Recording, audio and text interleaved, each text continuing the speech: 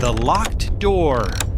A betrayal story with a moral. Some memories don't fade with time. They stay locked inside your heart like a door you wish you had never opened. My name is Messi. I lived a simple, respectable life. I had a stable job, a wife I trusted, and a younger brother I loved like my own son. Or at least, that's what I believed. I had been married to Monica for 6 years. She was calm, soft-spoken, and admired by everyone in the family. Relatives often said, "You're lucky, Messi. Not everyone gets a wife like her."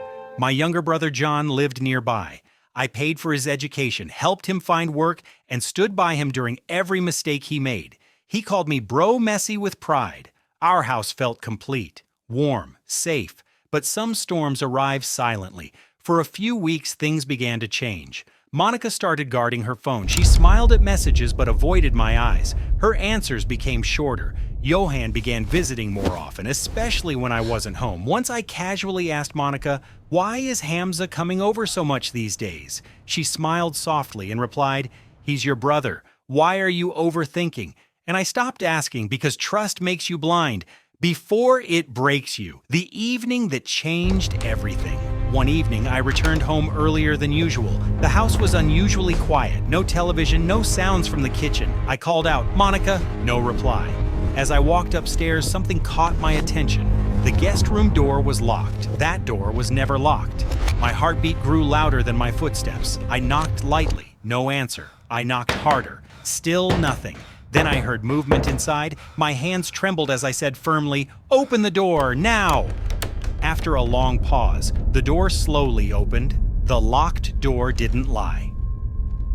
Monica stood there, her face pale, her eyes filled with fear. Behind her stood John, my younger brother. The world didn't spin, it froze. I couldn't shout, I couldn't cry.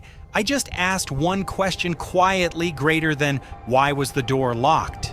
No one answered. John looked down. Monica's tears fell, not from guilt, but from being caught. That silence screamed louder than any confession. After a moment, John whispered, "Bro, it's not what it looks like." I laughed, not because it was funny, but because denial sounded cruel in that room. I replied calmly, "A locked door never lies." I turned around and walked away, not because I was weak, but because staying would have shattered whatever dignity I had left. That night, I slept in my car. Sometimes the people you protect the most become the ones who wound you the deepest. The next morning, I didn't shout.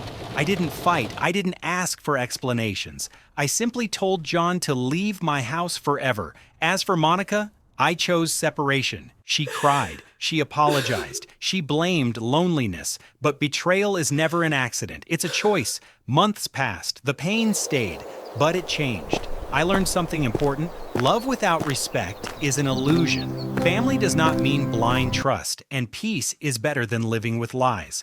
Today, I live alone, but I sleep peacefully, and peace is priceless. Moral of the story.